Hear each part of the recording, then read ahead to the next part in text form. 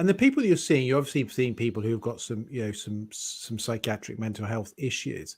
One of the massive problems, of course, prison service is the prison service is not geared up to rehabilitation. There's a punitive element, and actually, for many, sadly, the rehabilitation doesn't help. So you go into prison, and you are going to spend most of your day in your cell.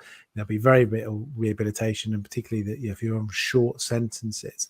How many are you seeing of your people that are actually dominating the criminal justice system with the mental health illness? Because it's not geared up to deal with that. But actually, are we seeing more and more people in jail who have mental health issues? Yeah. So it's a really kind of complicated and nebulous area when you talk about mental illness and you talk about violence, because you can have people like I work with in these secure units who have a clear mental illness that causes their offending, right? But they're a minority. It's much more common for somebody to have to be violent, to be a criminal, but also have a mental health issue in the background, which is slightly different, because then they still need treatment for their mental health issues, but they don't have like a psychiatric defense, for example.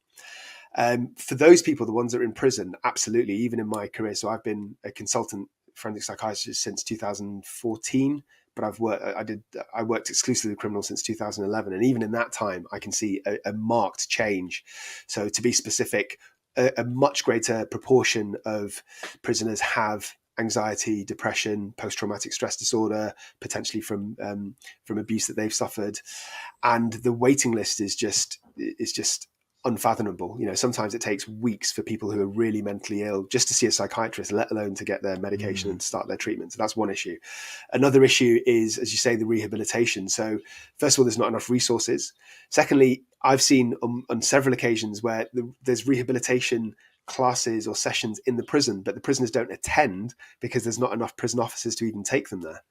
So a lot of the time, not all prisons, but in some prisons, the prison officers are struggling to tread water. There's not enough bodies on the floor to just make the place safe, let alone try and sort out things like the individual work or the rehabilitation or the therapy for the individuals.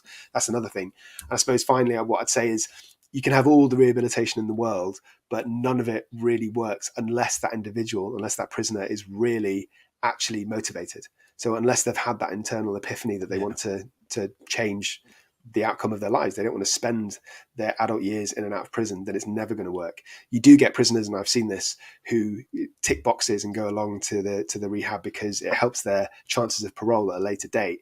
But I would say that only a small proportion actually genuinely engage and want to change.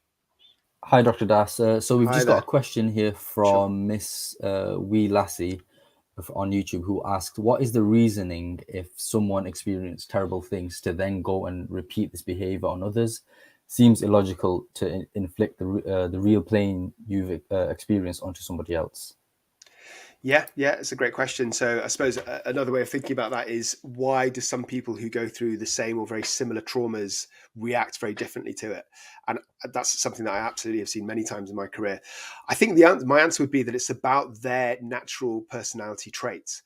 So some people can be the victim of abuse or can have really poor parents, parents that are very neglectful or even abusive, and they want to do the exact opposite. So they have that insight and they say, I had a crappy life and I don't want that for my kids. Whereas other people, and sometimes I think it's subconscious. I don't think I don't think they think, my parents treated me horribly, therefore I want to have a child and I want to treat that child horribly. I don't think that consciously happens. I think what happens is that they end up with lots of negative cognition. So they feel worthless themselves.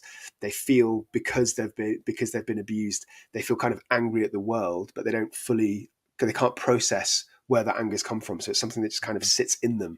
And they're the people that grow up lacking empathy, and they're the people that can be quite violent. So you do that and you throw in some character traits like being impulsive, like not kind of planning for the future or caring about the consequence of your actions. You throw all that, and then you add in other aspects like drug and alcohol abuse and just difficult family dynamics. And also, I think I mentioned this before, but I think people tend to subconsciously repeat patterns. So if you come from a calm, stable environment where if you've done something naughty, then your parents, explain to you and what you've done and why it's wrong. and there's a fair kind of consequence, like a fair punishment, then you're more likely to repeat that. But if you come from an environment where you just get hit every time you step out of line, or sometimes even when you don't step out of line, then you don't learn what justice really is. You just learn to lash out whenever you feel agitated.